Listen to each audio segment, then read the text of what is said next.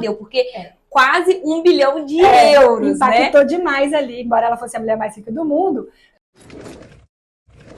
Existe um perfil específico, perfeito, né? é Não. isso. Acredita que não existe? Não existe esse perfil nem para ser a vítima e nem para o violador do direito. Por quê?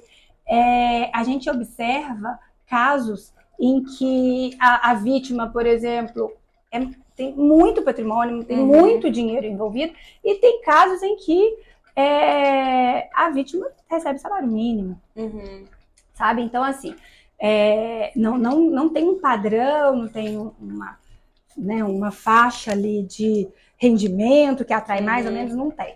E do mesmo jeito para cair em golpes, né? Tanto para sofrer esse tipo de violência por parte dos familiares, se for o caso, ou das pessoas que trabalham, que estão ali perto, ou de golpes. Eu acho que não tem esse perfil para a vítima, não. Entendi. E para o violador, também não. Porque a gente observa casos em que são pessoas dentro de casa.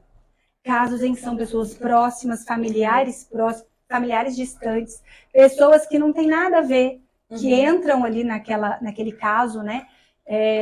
Percebem às vezes a vulnerabilidade, ou às vezes eles até chegam com uma intenção boa de auxiliar, mas aí percebem uma oportunidade e aí se aproveitam ali. Então é muito variado aí o perfil. E é difícil identificar, né, Elisa? Porque pelos casos que você narrou, há uma linha muito tênue entre a vontade do idoso e o abuso, né?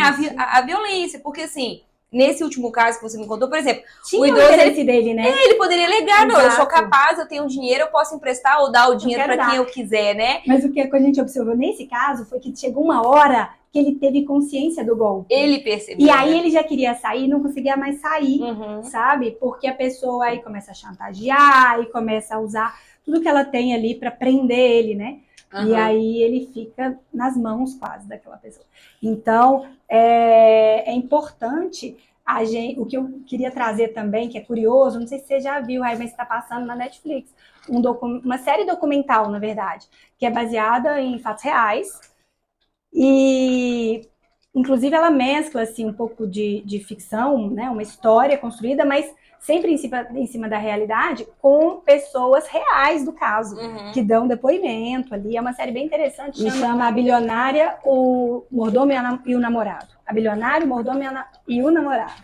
E, basicamente, é um caso real que aconteceu, parou a mídia francesa, né, dominou as manchetes da França nos anos 2000, poucos, e é uma história chamado caso Bittencourt, que envolve a Liliane Bittencourt, que é herdeira a mulher considerada a mulher mais rica do mundo, herdeira do grupo L'Oréal, e na situação envolvem ali a filha dela, que queria entrar profundamente na administração dos bens da mãe viva, da mãe lúcida, o mordomo que se beneficiava ali, sabe, de algumas situações, então ele até coloca uma escuta espiã, assim, escondida, sabe, nas conversas dela e tal, quando ele vai servir um café, né, e um suposto namorado que se aproxima,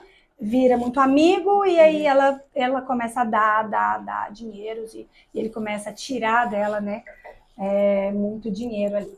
Então, você vê que é uma pessoa instruída, uma pessoa, né, cercada de pessoas que podiam ali instruí-la, mas todo mundo está sujeito, né? Sim. E eu vi esse documentário, depois que a gente conversou sobre esse assunto, eu adorei, assim, e eu achei exatamente essa questão que eu falei, dessa linha tênue entre o que é a vontade dela e o que ela tá sofrendo golpe, que ela tá manipulada, né? Muito difícil. Até vou te falar, com sinceridade, são 3 capítulos. Até o final do segundo capítulo, eu não sabia. Eu não tinha concluído se de fato ela tinha sido vítima de golpe ou se era a vontade dela. Porque tem uma coisa, Elisa, assim, a gente tem uma mudança de visão de vida dependendo da fase que a gente tá. Quando a gente é criança, a gente tem uma visão, quando a gente tem essa fase de filhos, né, adulto, crescendo, pensando em acumular patrimônio, melhorar de vida, é uma fase. Depois, quando você tá idoso, a sua visão de vida muda. É outra, né? E eu acho que as suas escolhas talvez sejam outras, suas prioridades. Exatamente. Né? Eu vejo, por exemplo, meu pai, ele gasta dinheiro com umas coisas que a princípio eu falo, não gasta dinheiro com isso. Mas é a vontade dele, a gente precisa respeitar, né? Ele adora presentear as pessoas, dar presente pros netinhos. Então, assim, não respeitar essa vontade dele também seria uma violação. E foi bem isso que me impactou muito no documentário, porque eu fiquei 2 episódios sem saber, né? Se realmente esse namorado, ou amigo, né? No documentário fica assim, sem saber dele, sem definir. Se ele, de fato, manipulava ela, ou se ela, de fato, gostava dele a ponto de doar aquele tanto. Porque também pode ser uma escolha. Exato. O que chamou muita atenção, nesse caso específico, foi o volume de dinheiro que ela deu. Porque quase 1 bilhão de euros, impactou demais ali. Embora ela fosse a mulher mais rica do mundo, era impactante. Quase 1 bilhão de euros é muita coisa. Mas eu pensando assim, com a minha cabeça, eu fico pensando, bom, pensa numa pessoa simples, que tenha 30 mil reais, porque ela tinha 30 bilhões. Ela tinha 30 bilhões na época. Hoje em dia a família tem mais. Se você tem 30 mil reais, você quer dar R$1.000 para um amigo seu que faz muito bem, bom, né? razoável, não é pra gente? Às vezes, pra realidade dela, 1 milhão... Tava ali dentro. Tava razoável, dependendo do que ela né, do tanto que ela gostava dele, da realidade dela. E não vou dar spoiler do final, mas assim, no final eu tive a sensação, não sei se você teve essa sensação também, que ela sofreria uma violação patrimonial de qualquer jeito. Se ela ficasse com a filha, se ela ficasse com ele, que ela estava muito cercada, né? E você comentou também do mordomo, né? Porque na série vocês vão ver, ela dava muito presente, dava apartamento, carro para os funcionários. Então, assim. E é interessante que ele meio que desconfia, mas ele fala ali como se fosse assim: não, tudo bem, ela me dava, mas eu via que tinha alguma coisa de errado.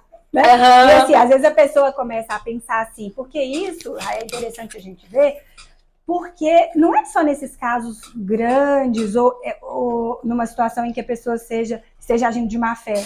A gente precisa estar atento, porque às vezes é o que você falou, às vezes a gente, na intenção ali de ajudar, a gente domina tanto a pessoa idosa, que às vezes é um familiar nosso, e tal, a gente limita tanto que a gente está né, prejudicando ou tirando ali o direito dele de dispor do dinheiro dele como ele quiser. Né, como ele quiser.